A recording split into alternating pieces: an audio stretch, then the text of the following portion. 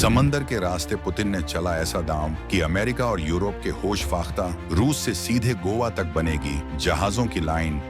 Black सी से लेकर हिंद महासागर तक भारत के लिए खुलने जा रहा है खजाने का वो शॉर्टकट रास्ता जिसका इंतजार सदियों से था। रूस के सबसे बड़े प्राइवेट ग्रुप डेलो का मेगा प्लान, 15 दिन की बचत और 30% सस्ता माल, भारत की इकोनॉमी को लगेंगे पंख। मोरमुगांव पोर्ट पर फिर से लौटेगी रौनक, 2 करोड़ टन माल और हजारों करोड़ का व्यापार। गोवा बनेगा दुनिया का नया बिजनेस हब।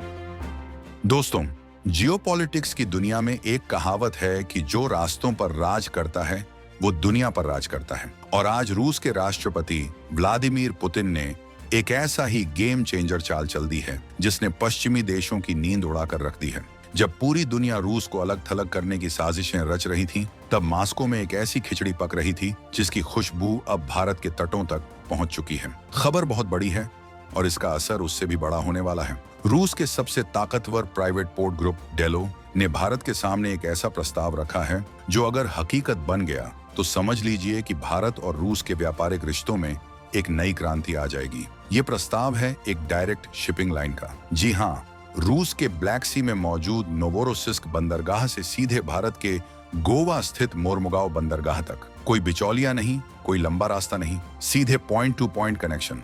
सोचिए, जिस रास्ते से आने में जहाजों को महीनों लग जाते थे वो अब हफ्तों में सिमट जाएगा। पुतिन ने ये दांव तब चला है जब दुनिया लाल सागर और स्वेज नहर के संकट से जूझ रही है। ये सिर्फ एक रास्ता नहीं बल्कि भारत को सुपर पावर बनाने की दिशा में एक और कदम है। लेकिन इस रास्ते में एक बहुत बड़ा पेंच भी फंसा हुआ है और वो पेंच है एक युद्ध का।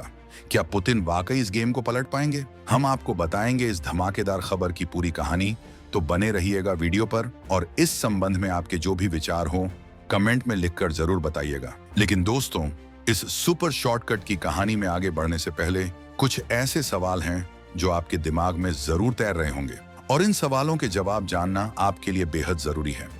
आखिर रूस को अचानक गोवा के मोरमुगांव पोर्ट की याद क्यों आई? क्या मुंबई और कांडला पोर्ट से उनका काम नहीं चल रहा था? 15 दिन की बचत और 30% सस्ता ट्रांसपोर्ट, क्या ये वादा हकीकत में बदल पाएगा? ब्लैक सी, जो इस वक्त दुनिया का सबसे खतरनाक युद्ध क्षेत्र बना हुआ है, वहां से भारत के जहाज सुरक्षित कैसे निकलेंगे? क्या अमेरिका और यूरोप जो रूस को घेरने में लगे हैं वो इस नए ट्रेड रूट को इतनी आसानी से बनने देंगे? अगर ये रूट शुरू हो गया तो भारत के किसानों को सस्ती खाद और सस्ती ऊर्जा का जो सपना दिखाया जा रहा है वो कब पूरा होगा? गोवा, जिसे हम सिर्फ टूरिज्म के लिए जानते हैं, क्या वो अब भारत का अगला सिंगापुर या दुबई बनने की राह पर है? इन सारे धमाकेदार सवालों के जवाब हम आपको इस वीडियो में आगे देने वाले हैं, तो वीडियो पर बने रहिएगा। चलिए अब जरा इस पूरे प्लान का पोस्टमार्टम करते हैं। हाल ही में मास्को में आयोजित ट्रांसपोर्ट वीक 2025 फोरम में एक बहुत बड़ी हलचल देखने को मिली। वहां डेलो ग्रुप के चेयरमैन सर्गेई शिशकरेव ने भारत के बंदरगाह और जलमार्ग मंत्री सर्बानंद सोनोवाल के साथ एक हाई लेवल मीटिंग की। इस मीटिंग में शिशकरेव ने एक ब्लूप्रिंट सामने रखा। उन्होंने कहा, देखिए, हम रूस के नोवोरोसिस्क पोर्ट को सीधे आपके गोवा के मोरमुगांव पोर्ट से जोड़ना चाहते हैं। अब आप सोचेंगे कि इसमें नया क्या है? नया ये है कि अभी तक रूस से जो भी माल भारत आता है वो बहुत लंबे रास्ते से आता है। जहाजों को पूरा यूरोप घूमकर, स्वेज नहर पार करके, लाल सागर से होते हुए मुंबई या मुंद्रा आना पड़ता है। इसमें वक्त भी लगता है और पैसा भी पानी की तरह बहता है।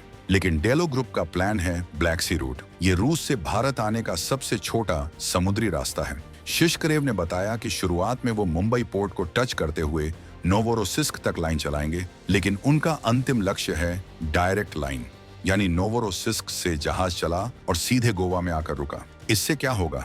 इससे सबसे बड़ा फायदा होगा समय की बचत।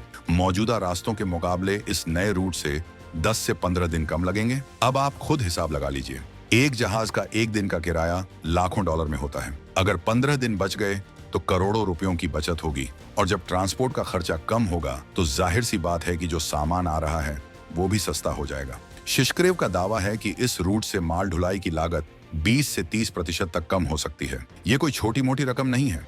इसका सीधा असर आपकी और हमारी जेब पर पड़ेगा। जो खाद रूस से आती है, जो कोयला आता है, वो सब सस्ता हो जाएगा। मोरमुगांव पोर्ट को चुनने के पीछे भी एक खास वजह है। ये पोर्ट गोवा में है और यहाँ से दक्षिण भारत और महाराष्ट्र के उद्योगों को माल पहुंचाना बहुत आसान है। शिशकरेव ने बताया कि मोरमुगांव पोर्ट हर साल 2 करोड़ टन माल हैंडल करने की क्षमता रखता है। वहां कंटेनर हैंडलिंग की सुविधा पहले थी, जो पिछले 7 सालों से बंद पड़ी है, लेकिन क्रेनें वहां हैं, इंफ्रास्ट्रक्चर वहां है, बस उसे रीस्टार्ट बटन दबाने की देर है। जैसे ही ये बटन दबेगा, गोवा की तस्वीर बदल जाएगी। अब जरा इसके आर्थिक और रणनीतिक पहलुओं को समझते हैं। भारत और रूस के बीच व्यापार तेजी से बढ़ रहा है। हम रूस से तेल खरीद रहे हैं, हथियार खरीद रहे हैं और अब फर्टिलाइजर और कोयला भी बड़ी मात्रा में आ रहा है। लेकिन सबसे बड़ी समस्या है लॉजिस्टिक्स की। सामान को लाना ले जाना बहुत महंगा पड़ता है। डेलो ग्रुप का ये प्रस्ताव उस समस्या का रामबाण इलाज है। रूस के उत्तर पश्चिमी बंदरगाहों से जो कंटेनर चलेंगे, उनमें खाद, लकड़ी, प्लास्टिक और मेटल भरा होगा।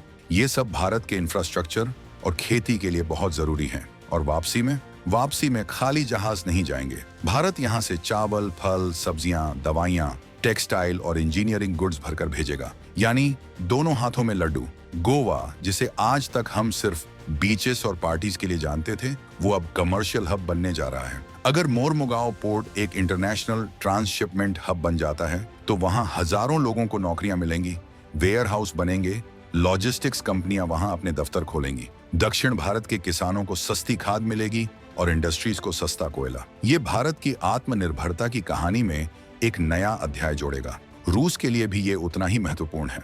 यूरोप ने उस पर प्रतिबंध लगा रखे हैं, उसके जहाज वहां आसानी से जा नहीं सकते।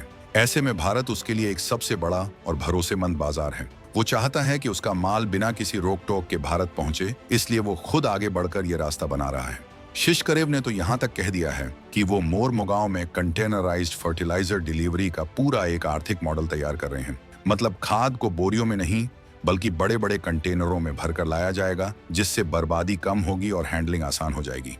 जैसे ही भारत सरकार की तरफ से हरी झंडी मिलेगी, जहाज अपनी यात्रा शुरू कर देंगे। ये प्रस्ताव बताता है कि रूस भारत के साथ अपने रिश्तों को किस हद तक ले जाना चाहता है। वो सिर्फ हथियार बेचने वाला देश नहीं, बल्कि भारत के विकास में भागीदार बनना चाहता है। लेकिन दोस्तों, हर अच्छी कहानी में एक विलेन जरूर होता है, और यहाँ वो विलेन है युद्ध। ब्लैक सी, जहाँ से ये जहाज गुजरेंगे, वो इस वक्त दुनिया का सबसे हॉट जोन है। रूस और यूक्रेन की जंग अभी भी जारी है। यूक्रेन की सेना अक्सर ब्लैक सी में रूसी जहाजों को निशाना बनाती रहती है। वहां समुद्री माइंस बिछी हुई हैं, मिसाइलें उड़ रही हैं। ऐसे में सवाल उठता है कि क्या कोई भी कंपनी अपने करोड़ों के जहाज और अरबों का माल इस मौत के कुएं में डालने का जोखिम उठाएगी? ये रूट सुनने में जितना आकर्षक है, उतना ही खतरनाक भी है। अभी हाल ही में लाल सागर में हूतियों के हमलों की वजह से पूरी दुनिया का व्यापार हिल गया था। अगर ब्लैक सी में भी ऐसा ही कुछ हुआ, तो ये पूरा प्रोजेक्ट ठंडे बस्ते में चला जाएगा। यही वजह है कि इस प्रोजेक्ट की सफलता पूरी तरह से एक चीज पर टिकी है, पीस डील। और अच्छी खबर यह है कि पर्दे के पीछे कुछ बड़ा पक रहा है। अमेरिका में ट्रंप की वापसी के बाद से समीकरण बदल रहे हैं। ट्रंप ने साफ कर दिया है कि वो इस युद्ध को खत्म करना चाहते हैं। यूक्रेन के राष्ट्रपति जेलेंस्की भी अब नरम पड़ते दिख रहे हैं। खबरें आ रही हैं कि अमेरिका और रूस के बीच बैकडोर डिप्लोमेसी चल रही है। अगर दोनों देशों के बीच कोई समझौता हो जाता है, अगर सीज फायर हो जाता है, तो ब्लैक सी का ये रास्ता एकदम सुरक्षित हो जाएगा। और जैसे ही वहां शांति होगी, ये शॉर्टकट सोने की खान साबित होगा। पश्चिमी देश, खास तौर पर यूरोप, नहीं चाहता कि रूस और भारत के बीच ये रूट बने। यूरोप का फायदा इसी में है कि रूस उलझा रहे और भारत को महंगा माल मिले। लेकिन भारत और रूस दोनों ही वैकल्पिक मार्ग तलाश रहे हैं। हम वेस्टर्न वर्ल्ड की दादागिरी को खत्म करना चाहते हैं। इसीलिए international north south transport corridor (INSTC) और अब ये ब्लैक सी रूट, ये सब उसी दिशा में उठाए गए कदम हैं। अगर पीस डील हो जाती है, तो भारत के जहाज बेखौफ होकर काला सागर में तिरंगा लहराते हुए निकलेंगे और वो नजारा देखने लायक होगा। रूस जानता है कि भारत एक उभरती हुई शक्ति है और उसके साथ मिलकर ही वो पश्चिमी प्रतिबंधों का मुकाबला कर सकता है। आपको क्या लगता है, क्या भारत को युद्ध के बीच भी ये रिस्क लेना चाहिए और इस रूट पर काम शुरू कर देना चाहिए, या फिर शांति होने का इंतजार करना चाहिए? क्या गोवा वाकई भारत का अगला बड़ा बिजनेस हब बन सकता है? अपनी राय कमेंट बॉक्स में जरूर लिखिएगा।